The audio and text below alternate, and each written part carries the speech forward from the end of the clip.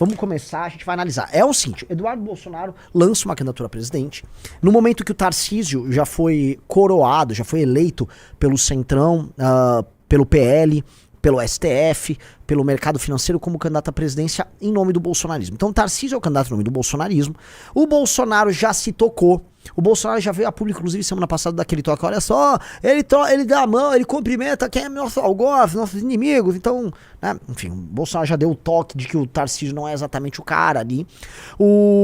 E aí, como resposta, a família que mandou o Eduardo ficar andando nos Estados Unidos, curtindo a vida e...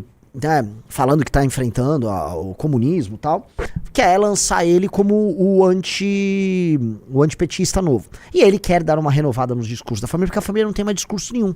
E eu achei engraçado, eu no mínimo ri, mas eu quero entrar no detalhe e explicar o que tem por trás do discurso. Então vamos lá. Meus amigos, nós estamos diante de um momento delicado da nossa história. O Brasil vive uma fratura social profunda. Pausa, sentimento. editar a voz dele. Tem algum problema de edição? Ele tá com algum problema?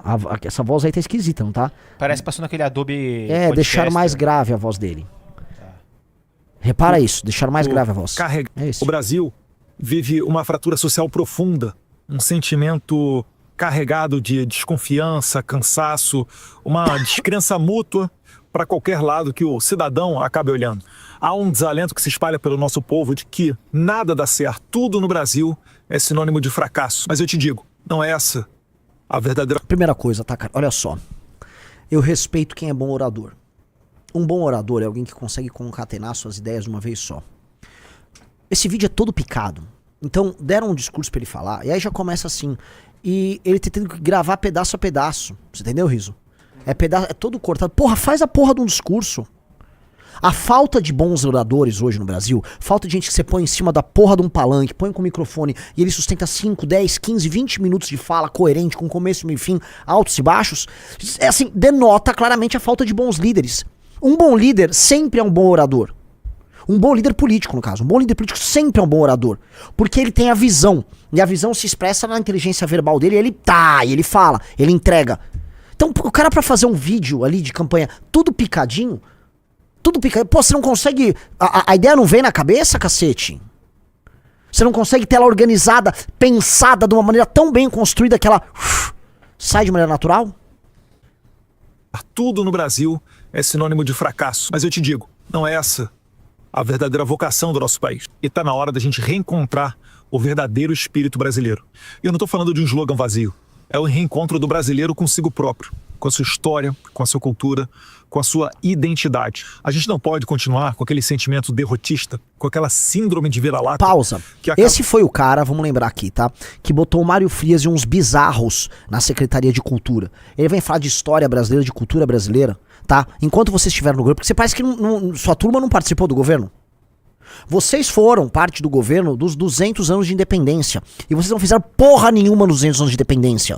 A gente tá até agora com a esquerda falando, roubaram nosso ouro, com a população, gente de direita, roubaram nosso ouro. E o que vocês fizeram nos 200 anos de independência foi botar o bosta do teu pai falando, imbrochável.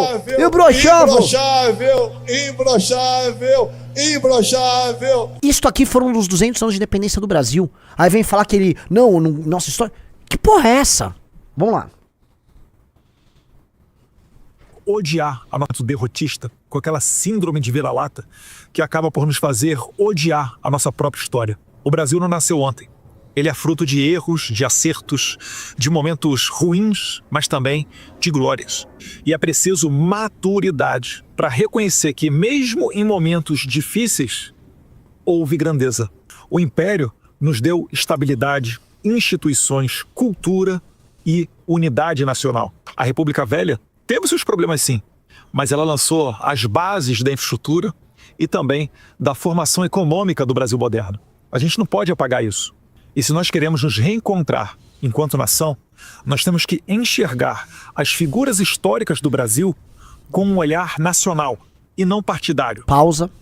Vocês estão vendo que esse discurso está se encaminhando para uma coisa, né? Eu vou explicar. Vocês estão vendo. Veja só, meu amigo. Você tá entendendo de onde vai, tá vendo esse discurso, né? Pega 30, sobe 37, joga 37, pega o preço do aço, vê um menino negro da periferia que não consegue compreender esse mundo absolutamente complexo de uma economia global que diz os três do Brasil. Vamos lá.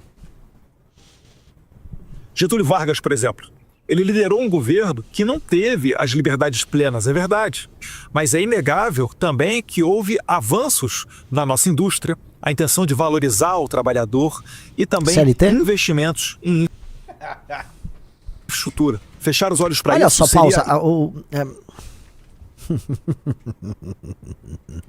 Ai, calma, vamos lá. infantil. O mesmo vale para Juscelino Kubitschek. Podemos debater os custos e os efeitos econômicos do seu governo. Mas é inegável. Houve ali um projeto de integração do país, de otimismo, de progresso. Foram 50 anos em 5. E isso daí marcou o imaginário do Brasil por décadas. Não é diferente com João Goulart. Podemos concordar ou discordar das suas propostas, eu certamente não sou um fã dele. Mas é injusto negar que muitas delas nasciam... Você sabe quem com a fala? intenção. Ele tá falando do João Goulart. João Goulart é herói da turma trabalhista do PDT. Assim como o Brizola, que era o maior aliado dele. Vocês estão entendendo de onde vem isso aí, né? Vamos lá. De dar respostas a anseios populares. Assim como falar do período militar, não dá para dizer que tudo ali foi trevas. Até houve autoritarismo. Mas ali existiram investimentos em infraestrutura que sustentam o Brasil até hoje. E é papel de uma nação madura olhar para o passado e conseguir perceber tudo aquilo que deu certo, tudo aquilo que foi positivo na nossa história. Negar as virtudes de qualquer período da nossa história é negar a nós mesmos. Não há união nacional possível se cada um dos lados quiser apagar o outro. O Brasil precisa de reconciliação, não de ressentimento. Eu não me apresento aqui como... É mentira. Tudo que esse cara tá falando é mentira e isso foi plantado na cabeça dele. Isso foi plantado na cabeça dele porque os bolsonaristas querem comprar um novo discurso. Eles estão completamente vazios de discurso. E vários bolsonaristas estão procurando um discurso que eles consideram based. E esse discurso nacionalista, entendam, tá? Vocês claramente viram de onde veio o discurso. Esse é o discurso histórico do Ciro Gomes. Esse é o discurso do Aldo Rebelo. Esse é o discurso em parte, tá? Ai, meu Deus, aquele cara tava nos Estados Unidos lá, que a gente até entrevistou na Valete, o Ricardo entrevistou ele. Mangabeira Unger. Vamos colocar aqui, o Aldo Rebelo e o Mangabeira Unger estão há bastante tempo indo atrás de figuras de direita para eles saírem daquele trabalhismo cirista, porque o projeto do trabalhismo cirista, do neodesenvolvimentismo cirista, meio que deu em nada. Né? E esses caras estão procurando o Bolsonaro porque o Bolsonaro tem uma vocação com um público, né, mais abrangente, trabalhadores e tal, e eles falam, pô, e se a gente pegar esse conjunto de ideias e traz pra cá? Então eles estariam uma linha, somos contra o crime, vamos botar fogo aí na bandidagem e tal, blá, blá, blá, e um nacionalismo, um desenvolvimentismo, fazendo referência a essa sequência de figuras que pra eles são importantes. Então eles vão ter vamos dizer, esses elogios ao período da ditadura militar, no sentido de, olha, grandes investimentos em infraestrutura, né, tem Transamazônica, né, vai ter lá Itaipu, grandes estradas e tal, blá, blá, blá. Vão fazer referência ao Getúlio Vargas, que é o ídolo maior desses caras, vão fazer referência ao Jango, que era visto como um nacionalista. Achei curioso um pouco do Juscelino. E eles não fazem referência a mais nada, né? Então é o conjunto, é o arcabouço de referências desses mesmos caras. E como o bolsonarismo é vazio de conteúdo político, eles são vazios, são ocos, eles encontraram um discurso que estava dando sopa, as lideranças desse discurso estavam soltas por aí, e eles foram lá e grudaram nesses caras. Me parece ser o caso, tá? O Kim Paim já estava falando disso faz tempo. Então você podia antecipar esse discurso faz tempo, inclusive com eles, essa turma da ligada à família, fazendo ataques a liberais, ao mercado financeiro, já há certo tempo, né? Eu acho no mínimo cômico que esses caras, né, eles trabalharam a agenda liberal de mercado durante todo o governo deles, foram aliados a esses caras, e agora eles estão dando um cavalo de pau e fingindo que não houve. Tudo bem se houver, mas assim, estava errado nisso, aquilo, faço essa autocrítica, e estou adotando uma posição que é completamente contrária. Mas vamos ver até o final, vamos ver o que tem aí. Candidato a esse ou aquele cargo. Eu me apresento como alguém disposto a ajudar o país a se reencontrar, ajudar o Brasil a levantar a cabeça e acreditar em si mesmo. Eu quero me reencontrar com o espírito brasileiro, com a coragem de quem construiu esse país em meio a tanta adversidade, com as virtudes esquecidas da nossa história. E eu quero caminhar lado a lado com todos que também acreditam nisso. Porque se olharmos apenas para o lado ruim, a gente vai reduzir um Dom Pedro I a um homem mulherento. Mas ele foi muito mais do que isso. Foi um estadista que, no momento de ruptura global, conseguiu manter a unidade territorial de um país de dimensões continentais, onde todos falam uma só língua e se reconhecem como um só povo. Enquanto tantos países vizinhos aqui das Américas se fragmentavam em guerras e divisões, o Brasil permaneceu unido. E isso não foi por acaso. Esse é o espírito que a gente precisa reencontrar. O da grandeza acima das vaidades, da unidade acima dos rancores. Pausa. Corta a grandeza acima das vaidades pro momento de 200 anos da independência do Brasil. Jair Bolsonaro entoando imbrochável e transformando os atos do 7 de setembro de 2022, momento em qual o Brasil completava 200 anos de independência, num ato de campanha do pai dele. Né? É cômico. O Eduardo Bolsonaro dá um pacote pra ele, ele grava um vídeo em que ele não consegue articular de maneira concreta isso, ele não consegue articular os desafios e as falhas disso. Porque assim, ele tá comprando um discurso que em grande medida é falacioso. O Brasil foi uma das nações que mais cresceram no mundo no século XX. Talvez as nações com grande população foi a que mais cresceu no mundo no século XX. Teve um boom populacional, um processo de imigração gigantesco, desenvolvimento urbano, não haviam cidades no Brasil. Vamos falar a verdade, até o final do século XIX as cidades no Brasil eram pequenas, as pessoas moravam no campo. Houve um gigantesco êxodo rural, houve um processo de urbanização, de concentração de renda, de desenvolvimento econômico, industrialização e tal. Mas foram estes mesmos governos, em grande medida, que geraram o freio para isso. O arcabouço institucional criado pelo Getúlio Vargas breca isso. Ah, mas ele fez a CSN, ele fez algumas indústrias. Sim, você poderia ter feito tudo isso sem fazer o arcabouço institucional que gerou todo esse problema. Você poderia ter feito isso. O Brasil já passava, desde o começo do século XX, por um processo de industrialização autônomo, à lá Estados Unidos, aqui em São Paulo. Formação de classe média aqui em São Paulo. Tocado muito, muito pelos imigrantes. Isso, em grande medida, se mescla, porque você precisava de uma indústria de base, você precisava, por exemplo, de siderúrgica, você precisava dessas coisas. Talvez, né, no caso brasileiro, precisou de dinheiro estatal, empréstimo, né, montar a CSN. Não foi assim em outros países. Em outros países, esse processo não teve necessariamente a mão do Estado. Alguns sim, outros não, e eu não vejo problema nenhum em ter a mão do Estado nisso, tá?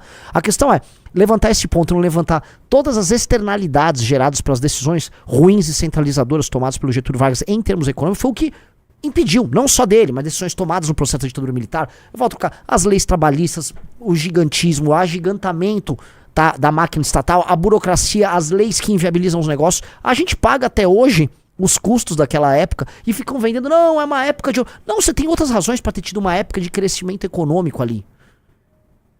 Você tem outras razões, volto a colocar, potencial gigantesco, uma massa de pessoas enormes, um país com recursos naturais, todo mundo morando no campo.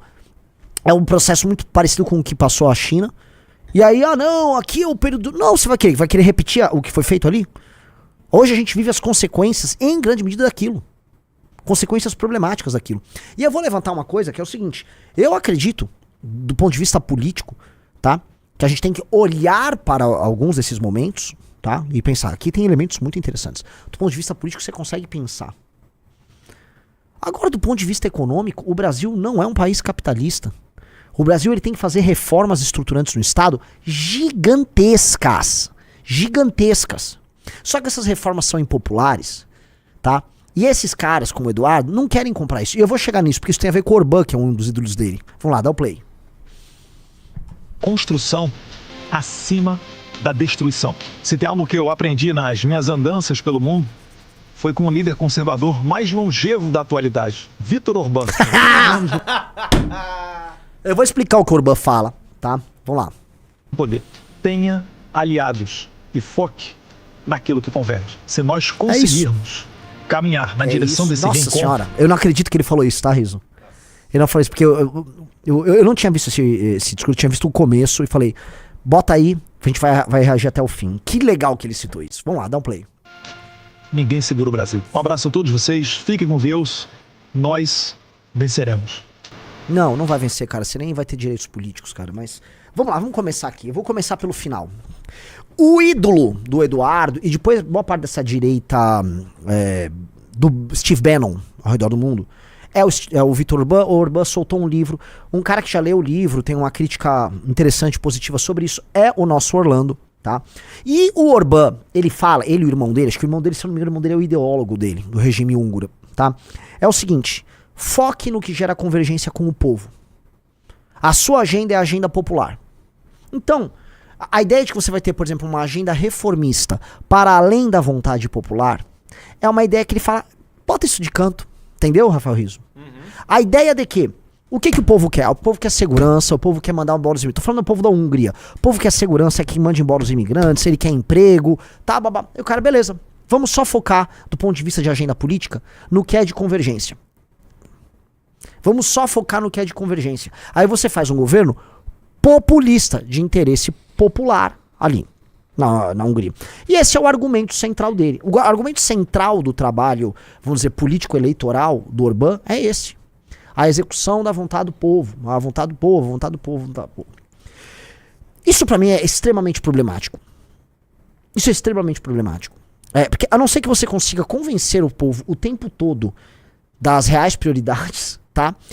Você vai estar crendo que o povo é iluminado e que o povo sabe o que é melhor não só pra si, mas pra nação como um todo.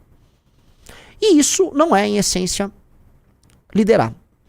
Eu sei que o Orbán tem umas particularidades no discurso dele, tá? Não é exatamente isso que eu tô colocando, tá? Mas pro Eduardo porque o Eduardo achou isso, né, uma solução incrível. Porque como a família Bolsonaro é uma família de aproveitadores, ele falou, pô, é possível ter um discurso que a gente só fala o que o povo quer, corta a parte que o povo não quer, e tá beleza. E aí compra esse discurso nacionalista, tá? Do ponto de vista político, econômico, institucional, da seguinte maneira. Tem umas partes que eu quero fazer, eu quero integrar o Brasil, quero recuperar nossa história.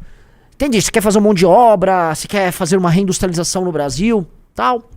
A gente já citou essas coisas e a gente ainda cita. Só que o Brasil é um país muito, muito, muito, muito, muito complexo para você vir com esse discurso fácil. Esse discurso soa fácil porque você não precisa falar nesse discurso mais, por exemplo, de uma reforma previdenciária, da redução do número de municípios. Você não vai falar de demissão de funcionários públicos pouco eficientes, muito menos de cortes no judiciário. Você não precisa falar dessas coisas, nem fazer essas coisas. Você não precisa encarar o problema das bolsas como precisa ser encarado.